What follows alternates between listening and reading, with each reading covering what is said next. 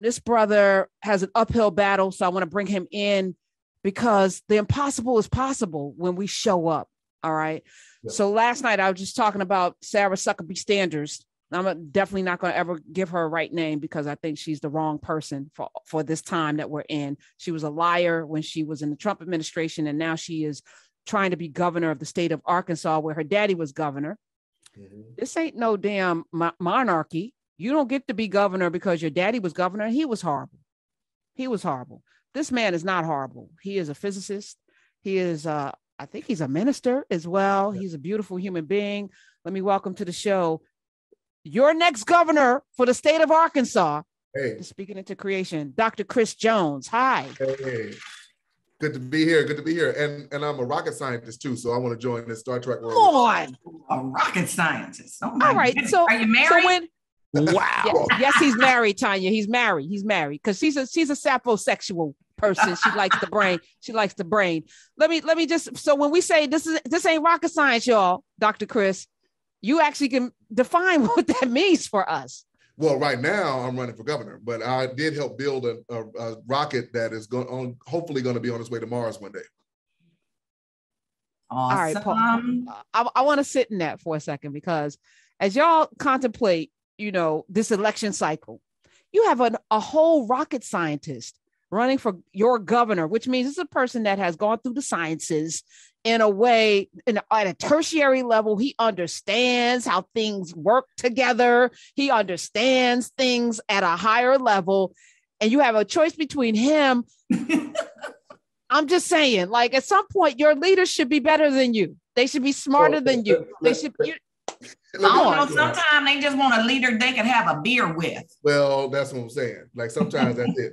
But also let me ground it a little bit too, because what I learned through my science education and through help working to build a rocket was how you take complex problems and break them down and solve them. What I applied that to was actually building community across the state of Arkansas. So I ran the Arkansas Regional Innovation Hub before, and we helped build innovation hubs in different regions that were provided education opportunities and entrepreneurship opportunities for local folks. So I love the rocket science, but it doesn't matter until you make a difference in somebody's life. My people from Arkansas. What part? Forest City. Watch out now. All right, my dad's from Hughes. That's about 30 minutes away. I used to spend summers in Forest City. I love it. Morehouse grad, minister, as I mentioned, worked at NASA, MIT grad as well. Dr. Jones, why put all that over there to run for political office? Yeah. So it's not putting all that over there. I think it's bringing all that with me, right? I think part of what we have to do is bring our whole selves to the table. I believe that we're each uniquely created for something and something special. And it's important because of my faith, I think we all should bring our whole selves to the table. So I'm bringing all of that, my science, my Morehouse, my former athlete, my girl dad, everything's coming to the table. And it's so important because I'm a 7th generation Arkansan, and I want Arkansas to be great 7 generations from now. So we're laying the foundation, building on a strong foundation to set ourselves up. And that's what we're doing. That's why we have to bring it all to the table right now.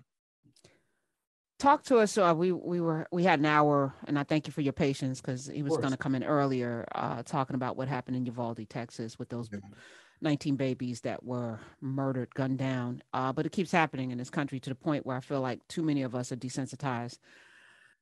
You said you're a girl dad. First of all, tell us about your babies. Who are they? I have 3 beautiful, awesome, bossy, life of the party girls. They are 13, so pray for me, I got a teenager, 9 and 5. And, I dropped my 9-year-old and my 5-year-old off at school this morning. And as I'm driving away, I'm thinking, I'm not worried because I have faith and I pray. But I'm thinking about the conditions under which we put our children. And it breaks my heart. Mm-hmm. But it also calls me to action, to say that we have to do something. And we have to do more than what we're doing. Chris Jones was in a crowded field of Democrats. He came through. He pushed through to win the Democratic nomination for governor. He's going to be running against Sarah Huckabee Sanders in November. As I was looking at the numbers from Asa Hutchinson, who won roundly, he beat the brakes off of his opponent when he ran in 2018. She didn't get the numbers that he got in the primaries.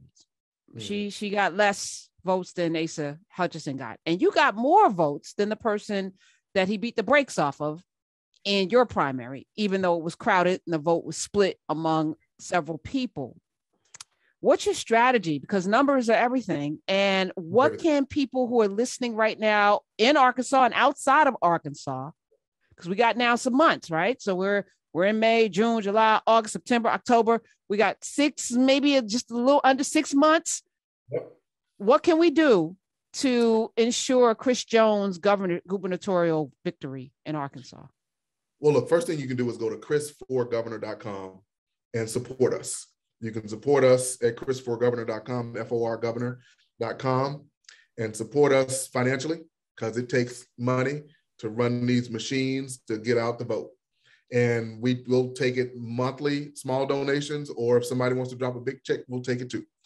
But also when you go there, if stay tuned, we're about to launch something called Walk a Mile in Your Shoes. And the reason this is important, because it gets at what your core question is. How do we turn out those folks? There were 1 million people in Arkansas, a state with 3 million folks. 1 million people could have voted last cycle, but didn't. They didn't vote because no one showed up for them. So if we're not showing up for them, they're not going to show up for us. So we're going to go to all 75 counties for the second time. But this time around, we're going to walk a mile with our neighbors in every county and have conversations and unpack why they weren't showing up. And then make sure that as we're walking and talking and leaving, we're going to make sure that we have folks there that'll turn them out to vote in November. Because at the end of the day, it is a numbers game. Arkansas has, in the last couple cycles, has not had strong Democratic machinery. So we are rebuilding that. And folks are stepping in and stepping up now. And that's going to set us up for turning out the vote in November. It's still possible. Let me tell you, I wear this bumblebee. I told the story last night of the bumblebee. And real quick, the bumblebee has a big body and small wings, right? So aerodynamically, there was a time when they thought the bumblebee couldn't fly, but the bumblebee flies anyway. Literally, the math did not work out, and the bumblebee kept flying. Well, it turns out the bumblebee knew something that the scientists didn't know, that when its little wings flapped, there was a vortex that was created underneath it. And that vortex caused lift. And that's what allows the bumblebee to fly. So our wings are flapping. And through faith, hope, and hard work, we're creating a vortex underneath. And it's that vortex that's going to lift us up and allow us to wake up those 1 million voters and turn them out and win this race in November. I love it. I thought you were going to use a biblical, because you preach too. But I like the science of that. I like the science of that. I got a couple of those for you. Want to talk about some 5 stones? Yeah, come on there, Chris Jones. And for people, I say everyone lives somewhere, and we all want the same things. Like, doesn't matter what your creed, color. We just want peace. We want great neighborhoods. We want safety for our children. We want great education for our children. We want to be able to go on vacation. We want to be able to make a living enough to have a life. Why is that so hard? why is it turned into these wedge issues that the majority of us don't even really give a damn about if we were to list 10 things that impact our lives every day? But it's abortion, it's immigrants, it's like, I'm like, how did this happen? This had nothing to do with my day-to-day life, but these are the issues, these hot button issues. What's your platform? If you are elected governor of Arkansas, what are the first 3 things that you want to get accomplished?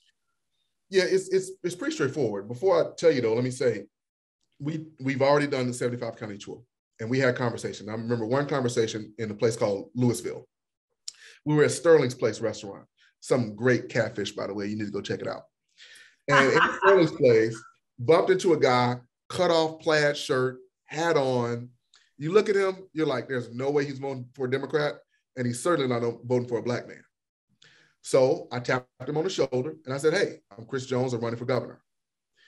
He said, he looked at me crazy. And then we talked, and about 30 seconds in, he said, I just need my asphalt fixed. That's it. So then we start talking about roads and infrastructure and why it's important to have infrastructure fixed. And after about a 3-minute conversation, he said, I'm a Republican, but I like you and I'm gonna support you. Now these are the conversations that we're having. And our agenda is pretty simple. We're gonna spread PB&J across the state. And you're like, what are you talking about? Peanut butter and jelly sandwich? It's kind of like the sandwich. But here in Arkansas, in too many places, when you think about a bad sandwich, the peanut butter's clumped. And you got some peanut butter some places, some jelly some places. So you take a bite, you get a little bit of peanut butter. And some bites you take, all you get is dry bread. Well, in a good sandwich, it's spread all over every corner. PB&J for us, are preschool, broadband, and jobs. Preschool, broadband, and jobs. We think every corner of our state needs high quality education starting with pre-K, solid infrastructure starting with broadband, and great economic development starting with high paying jobs. If every corner of our state had it, and the Delta and South Arkansas, where a Black population lives, have been biting on dry bread for far too long. That's what we're trying to change. And Paul Stovall told me to tell you hello. Oh, that's my God. That's my God. Oh, he hosted a special guest at a fundraiser for us. His mom, oh my goodness, tells a story of having to pay the poll tax for her father. And he wanted to make sure that poll tax was paid. And so she put a video out to help us to encourage people to turn out to vote. Like, folks fought and had to overcome so much. But Dr. Jones, Chris Jones is here. Explain to people who may not understand what a poll tax is, and set the scenario that a woman had to pay a poll tax for her father to be able to vote in Arkansas. Set the scene. Yeah. Well, first of all, it's hard to set the scene. And it's hard to set the scene because I think about my own grandfather who had a 3rd grade education and couldn't read or write. And my mom tells stories about how she had to do the books for him. And I think about how a grown man, and I'm a girl dad, how a grown man has to rely on his young daughters to do something that he would want to do himself. So she talks about how, he had to make sure that that was paid. So she went to make sure that poll tax was paid. Now, the poll tax is the money you had to pay to make sure that you can vote when we're in a country when voting is supposed to be accessible to everyone and a right for everyone. But if you were Black, then that wasn't the case. We are still paying poll taxes. It's just not labeled as poll taxes. We had folks in this cycle in Arkansas who showed up to voting locations and were told they were in the wrong place, only to go to the other place and were told again they were in the wrong place. So that's the poll tax. It's not a monetary tax, but it's a tax. We have folks in our state, we are number 1 in absentee ballot rejection. Number 1. And the biggest group that gets rejected are active duty military members that are serving overseas right now. Why? Because their signatures don't match. So the fact that you have to go through all that, that's a tax. Those are the things that we're dealing with. Those are the things that she dealt with then with her father. And those are conditions that we have to change now. Absolutely. 866-801-8255. We have a couple of your constituents to be, or your constituents now. Let's go to Greg in Arkansas. Welcome to the Karen Hunter Show. Hi. Hey, how you doing today? It's your favorite serial caller from Arkansas. Wanted to congratulate Chris Jones, which happens to be my cousin's name, that's no longer with us, on jumping into the hat with Sarah Huckabee Sanders. Good to hear from you. Greg, beside the morbid reference, what are you going to do? It's nice. I love that you listen to make sure that Dr. Jones is elected in your state.